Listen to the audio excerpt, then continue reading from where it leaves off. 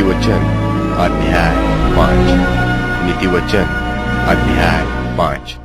हे मेरे पुत्र, मेरी बुद्धि की बातों पर ध्यान दे, मेरे समझ की ओर कान लगा, जिससे तेरा विवेक सुरक्षित बना रहे और तू ज्ञान के वचनों को थामे रहे।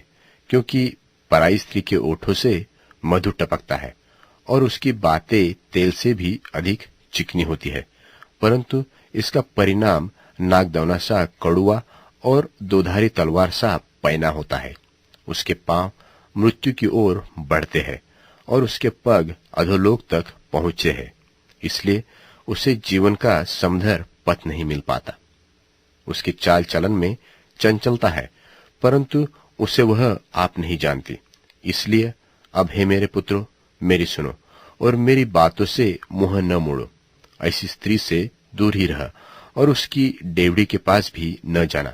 कहीं ऐसा न हो कि तू अपना यश औरों के हाथ और अपना जीवन क्रूर जन के वश में कर दे और पराए तेरी कमाई से अपना पेट भरे और परदेशी मनुष्य तेरे परिश्रम का फल अपने घर में रखे और तू अपने अंतिम समय में, जबकि तेरा शरीर क्षीण हो जाए, तब यह कहकर हाय मारने लगे कि मैंने शिक्षा से कैसा बैर किया और डांटने वाले का कैसा तिरस्कार किया, और मैंने अपने गुरुओं की बातें न मानी और अपने सिखाने वालों की ओर ध्यान न लगाया।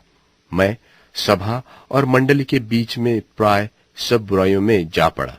तू अपने ही कुंड से पानी और अपने ही कुएं के सोते का जल पिया करना। क्या तेरे सोते का पानी सड़क में और तेरे जल की धारा चौकों में बह जाने पाए? यह केवल तेरे ही लिए रहे और तेरे संग औरों के लिए न हो। तेरा सोता धन्य रहे और अपनी जवानी की पत्नी के साथ आनंदित रहा। प्रिय हरिणी व सुंदर सांभरिणी के समान उसके स्तन सर्वदा तुझे संतुष्ट रखे और उसी का प्रेम नित्य तुझे आकर्षित करता रहे।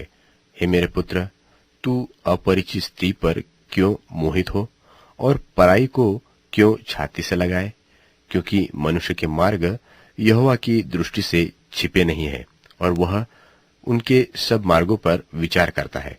दुष्ट अपने ही अधर्म के कर्मों से फंसेगा और अपने ही पाप के बंधनों में बांधा रहेगा।